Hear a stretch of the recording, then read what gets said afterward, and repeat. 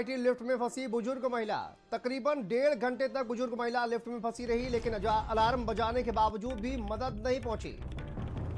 एक ग्रेटर नोएडा से देखिए ये सामने आया है मामला, जो कि लिफ्ट में एक बुजुर्ग महिला फंस गई। तकरीबन 1.5 घंटे तक बुजुर्ग महिला लिफ्ट में फंसी रही और अलार्म बजाने के बावजूद घंटों मदद नहीं पहुंची। लिफ्ट का इमरजेंसी बटन भी काम नहीं किया।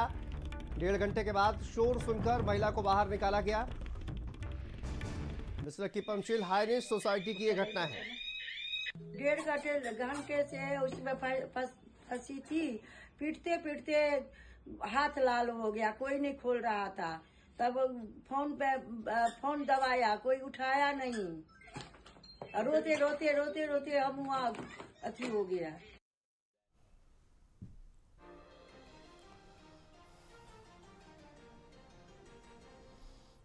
तो देखिए ग्रेटर नोएडा से ये पूरा मामला सामने आया है, जहां पर सोसाइटी लिफ्ट में एक बुजुर्ग फंस गई।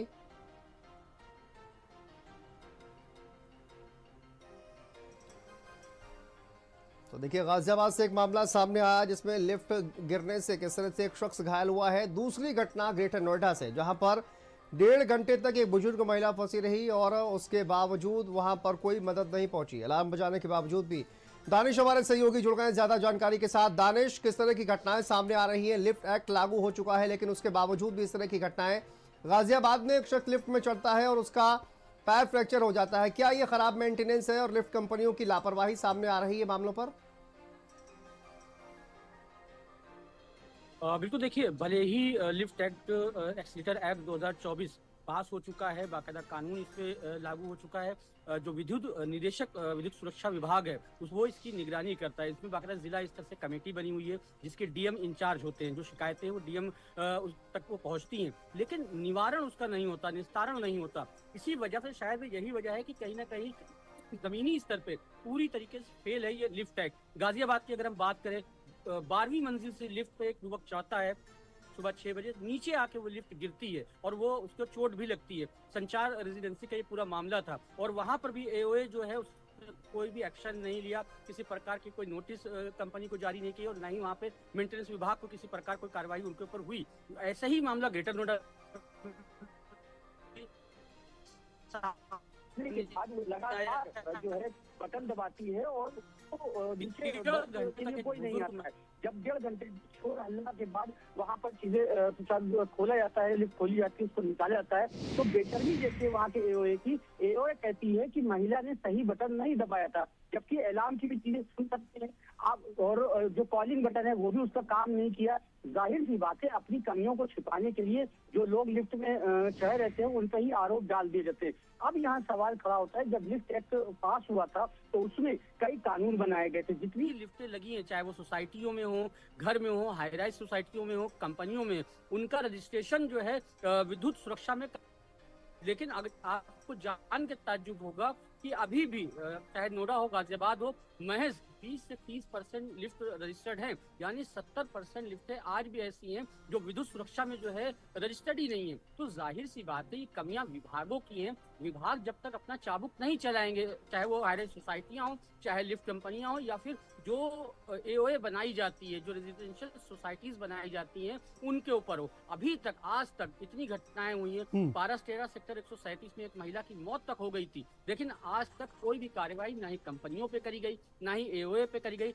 जाहिर सी बात है, जब कार्रवाइयां होंगी नहीं तो डर भी इन कंपनियों में या एओए में नहीं बैठेगा। यही वजह रहती है कि जो मनमानी है, चाहे वो एओ हो, बिल्डर हो, सोसाइटीज हो, ये अपनी मनमानी करते रहते हैं। इनको मालूम है मामूली सी एक शिकायत जाएगी, शिकायत पे इनसे पूछताछ करी जाएगी और वापस से इनका ढर्रा शुरू हो जाएगा। यही वजह है कि लिफ्ट एक्ट पूरी तरीके से जो है बेबस है इन लोगों के सामने, क्योंकि कोई प्रभावी कार्रवाई देखने को नहीं मिलती। जी ठीक है, बहुत शुक्रिया दानिश आपका इस तमाम जानकारी के लिए। तो देखिए, साल में कम से कम 2 बार जो है वो मॉक ड्रिल कराना जरूरी है। यूपी लिफ्ट एक्ट क्या कहता है वो ग्राफिक्स के जरिए हम आपको दिखा रहे हैं, देखने के लिए किस तरह से एमसी जो है वो करवाना होगा। साल में कम से कम 2 बार मॉक ड्रिल की प्रैक्टिस करनी होगी, जो कि शायद ही किसी लिफ्ट में आपने देखी हो। लिफ्ट की एक लॉग बुक जो है वो भी मेंटेन करनी होगी, पहले के हादसे क्या हुए हैं उनको भी रिकॉर्ड में रखना होगा।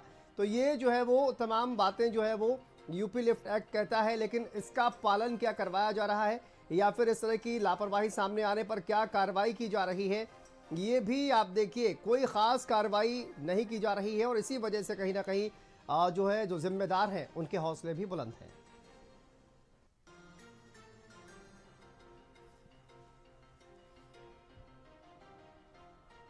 देखिए लिफ्ट के लिए अनिवार्य रूप से बीमा कवर, हादसा होने पर डीएम पुलिस को सूचना। 25 सितंबर 2024 से ही लिफ्ट एक्ट लागू हो चुका है उत्तर प्रदेश में और आपको बता दें कि उसके बावजूद भी लगातार लिफ्ट की जो घटनाएं हैं वो रुकने का नाम नहीं ले रही हैं। गाजियाबाद और ग्रेटर नोएडा से आज 2 तस्वीरें सामने आई हैं जहां पर एक शख्स जो है वो लिफ्ट गिरने की वजह से घायल हो गया, उसका पैर फ्रैक्चर हो गया। दूसरी एक बुजुर्ग महिला जो ग्रेटर नोएडा में लिफ्ट में फंस गई, अलार्म बजाती रही, काफ़ी देर तक मदद मांगती रही, लेकिन 1.5 घंटे तक लिफ्ट में फंसी रही और उसके बाद भी उनके पास कोई मदद नहीं पहुंची।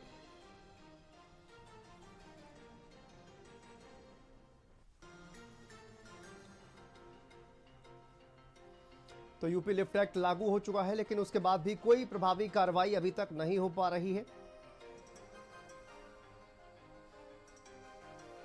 और हमारे साथ नियमपाल सिंह जी जुड़ गए हैं, हादसे वाली सोसाइटी के निवासी हैं ये। नियमपाल जी बहुत स्वागत है आपका। ये जो घटना है आज कैसे हुई है? एक बुजुर्ग महिला जो है वो लिफ्ट में फंसी रही, काफी देर तक उन्होंने मदद मांगी लेकिन मदद नहीं पहुंची। इसे भाई साहब ये लिफ्ट का चीज तो सारी लिफ्ट खराब है। मेंटेनेंस के नाम पर 0 पैसा खर्च हो रहा है। यहाँ पर जो मैनेजमेंट कमेटी है जी। वो सेम पदाधिकारी तीसरी दफे काबिज हो चुके हैं फर्जी मुकदमा, फर्जी चुनाव करा के। और इसकी शिकायत हमने यहाँ के ये जो बिल्डिंग है ये जर्जर होती जा रही है दिन पे दिन। अगर ऐसी हालत रही तो 4-5 साल बाद प्रशासन खुद कहेगा कि बिल्डिंग खाली करो, जान का खतरा है। लेकिन हमारी शिकायत करने के बाद भी हमने डीएम को शिकायत करी, थाने में शिकायत करी। जो प्रेसिडेंट है उसका कहना, मैं साफ आरोप लगा रहा हूँ आपके चैनल के माध्यम से, उसका कहना है कि प्रशासन मेरी मुट्ठी में है, कोई कुछ नहीं कर सकता। अगर तो जब आपने नियमपाल सिंह जी जब आपने शिकायत की, डीएम से शिकायत की, पुलिस से शिकायत की, तो उनकी ओर से क्या कहा गया? कहा नहीं, कुछ नहीं। मतलब एक स्क्रीनिंग कमेटी बनाई है डीएम साहब ने, उस स्क्रीनिंग कमेटी ने अपनी शिकायत दर्ज करो, क्योंकि इस तरह की बहुत शिकायतें उनके पास जा रही थी सोसाइटीज की। तो स्क्रीनिंग कमेटी भी हमने लास्ट में हार कर शिकायत करी है, वो प्रोसेस में है। अब प्रोसेस में कब तक प्रोसेस में है तो भगवान जाने कब तक प्रोसेस में चलेगी।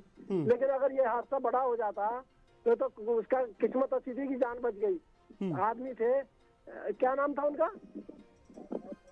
नहीं जो इंजर्ड हुए अमित कुमार थे, वो मेहमान आए हुए थे अपने यहाँ वो किसी के यहाँ। अब बताओ मेहमान क्या नजरिया लेके जाएगा सोसाइटी के बारे में?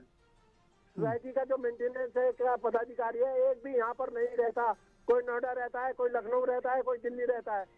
मेंटेनेंस के नाम पर जो पैसा जा रहा है उसका कोई पता नहीं कहाँ जा रहा है। हमने कहा कि इसके वो कराइए, ऑडिट कराइए, लेकिन ऑडिट के नाम पर सब 0 है। कोई ऑडिट, रजिस्ट्रार का ऑफिसर भी हमने शिकायत कर रखी है कि इसका ऑडिट कराए। जिस दिन ऑडिट हो जाएगा उस दिन दूध का दूध, पानी का पानी हो जाएगा सब। और कागजों में उन्होंने बिल्कुल ठीक कर, मैनेजमेंट कमेटी कागजों में ठीक पाएगी, समझे नहीं। लेकिन फिजिकली अगर कोई वेरिफिकेशन करे तो 1 पैसा खर्च नहीं हो रहा मेंटेनेंस के नाम पे। ठीक है, बहुत शुक्रिया नियमपाल जी हमसे बातचीत करने के लिए।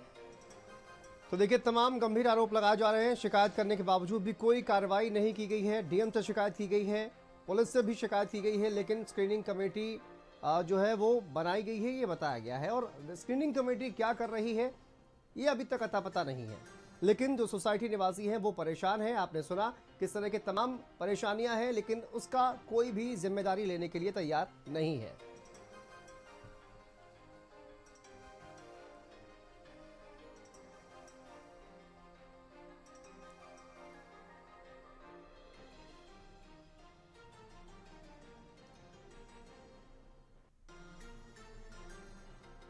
तो लिफ्ट में लगातार हादसे हो रहे हैं लेकिन कार्रवाई अभी तक नहीं की गई है। लिफ्ट एक्ट जबकि लागू है, आपको बता दें सितंबर 2024 से ही लिफ्ट एक्ट लागू है, लेकिन क्या उसके तहत कार्रवाई की जा रही है?